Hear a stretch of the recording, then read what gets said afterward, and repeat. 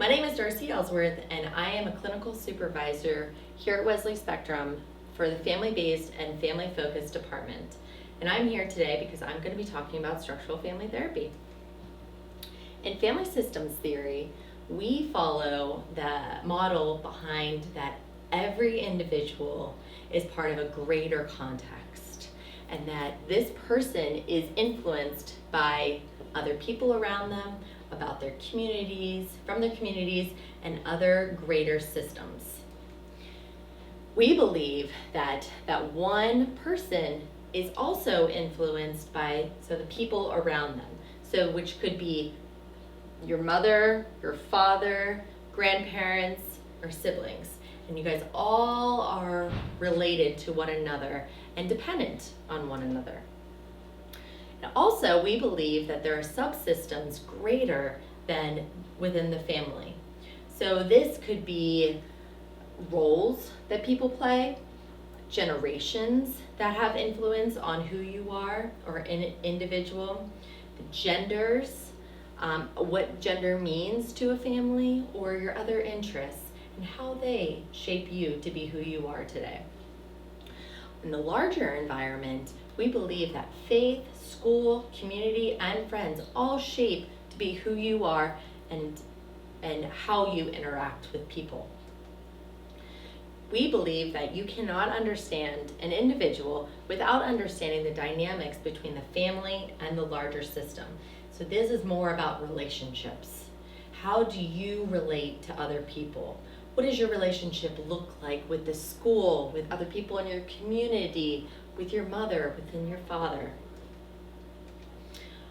We follow a strength-based approach, and the great Salvador Minuchin, which is one of the founders of our model, he said that when families come to him for help, he assumes that they have gotten stuck with a structure whose time has passed, and stuck with a story that does not work.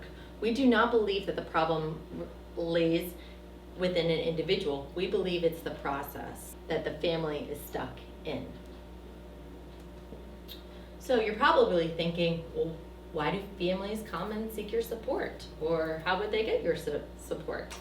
So one reason would be that there is a child and they are being influenced by the larger systems, which could be that maybe they're being bullied from other kids around the community, maybe there's some school concerns or some school issues, or maybe at home their parent lost a job.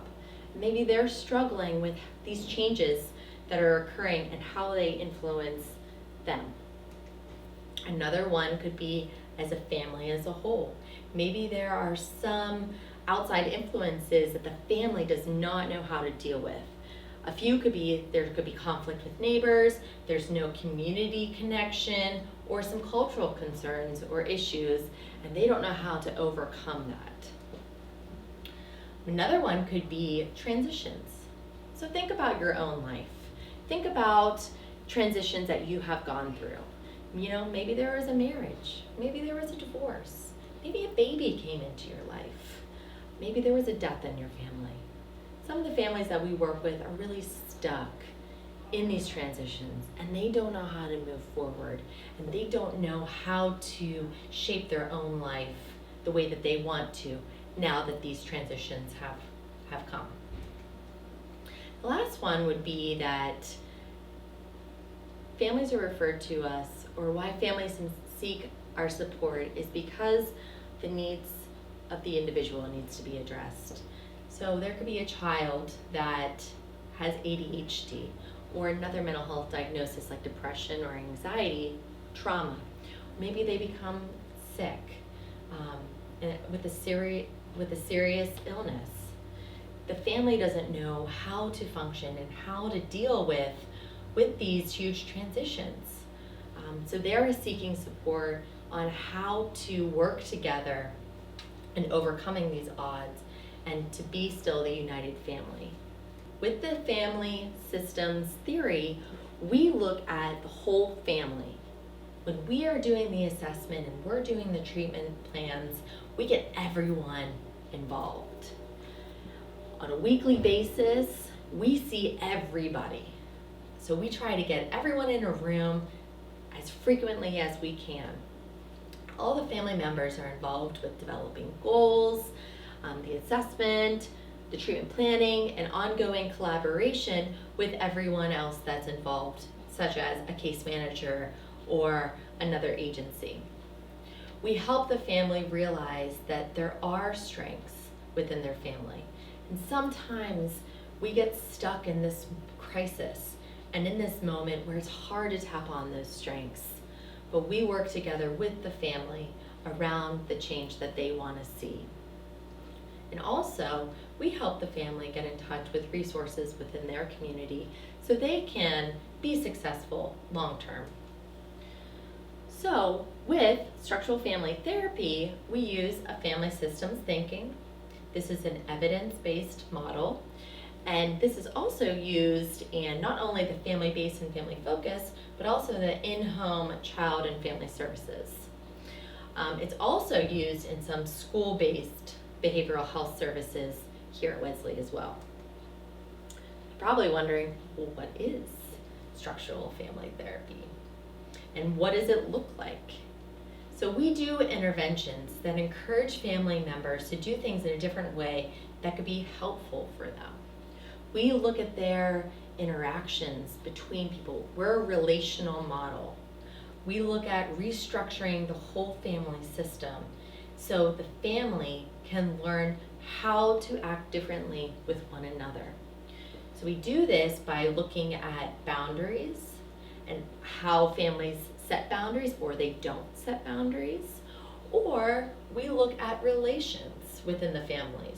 So we can look at how close are people within the family members, or how far away or how distant are there, and how does that influence other members within the family. We help families become unstuck. We don't think one person is the problem. We think that they're stuck with how they function together. So why is restructuring needed? So there could be many cases about why restructuring is important and why it's needed.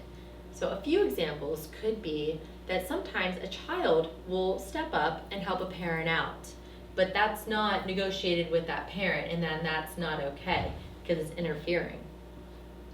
Sometimes a grandparent who's living with a parent could be influencing the parenting and the mother's role in the home and undermining her. And that's not okay with her and how they function together to support their family. Sometimes a dad may not be disciplining a child, and the burden just sets all on a mother, and she's overwhelmed and doesn't know how that she's going to keep on going. Or there could be a parent that brings a child into adult discussions and maybe it's not appropriate. And then this child doesn't know how to function and how to understand all this intense information that they're receiving.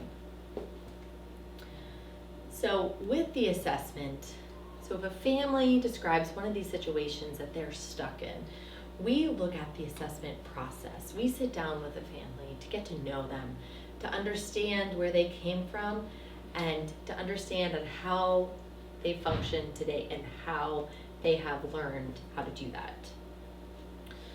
So we can help the family do that and see change through creating goals. So our goals really pertain around 4 areas: hierarchy, rules and roles, boundaries, and relationships. A few assessment tools that we use to help understand where a family is a Genogram, which highlights, it's basically a map of the whole family system, and it can describe relationships through lines. In this example, you'll see a squiggly line. That will mean that between 2 females that there is some conflict between them. Another one that we use is a family timeline. And a family timeline really describes about a family's past. Where have they been, and how have they become who they are today. What pivotal moments have happened in their life that has shaped their family today? Two common interventions that we use in our model are reframing and enactments. With reframing, we help the families see their situation in a new light, from a different perspective. So for an example, there could be a kid that is acting out, that is becoming verbally aggressive with a parent. And the parent thinks that they're just acting up for attention-seeking purposes. But maybe this kid is really struggling because they don't know how to deal with the recent divorce, and they know that mom is struggling also, and they know that mom needs help, and the whole family needs help. So they act out to call attention to it, and they can get our services in. Another one could be enactments, which is a role play between family members and to help identify patterns of interaction and where they get stuck. For example, there could be a mother and a son, and they're talking about communication. Mom is talking about when they communicate, they feel like they never get the information that they want, and they don't feel like they're being heard. And vice versa, maybe the child is saying, well, you're always nagging me, I'm not going to talk if you're always nagging me. So we bring the two people together, and we facilitate an enactment, a role play between the two people to help them communicate to one another effectively. And we help them do this in order for them to be able to do it on their own. Another thing could be circular questions. So we get all family members together. You know, how would Johnny do this situation? How would Johnny notice it? What would Johnny say to this? We get from different perspectives to help families understand where people are coming from. And the last one would be sculpting. So sculpting is actually when you use your body, and with multiple people, you freeze up like a statue, but it's depicting your relationship within other people, within their family system. So, for example, what if you're pulling out your hair like this?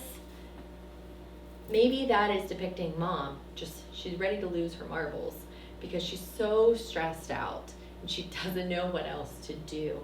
Maybe her children are all underneath her, acting out in different ways that they do to get her attention or to get their needs met.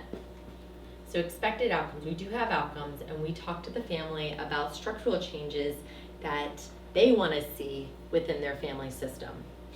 We work on modifying the family's way of interacting with one another and how to set appropriate boundaries. We also work with the hierarchy and the structure of the hierarchy and where the parents can be more vocal or be more present within a family, and who is in charge of what and what their role may look like within their family system. I hope you enjoyed today's presentation about structural family therapy. Thank you.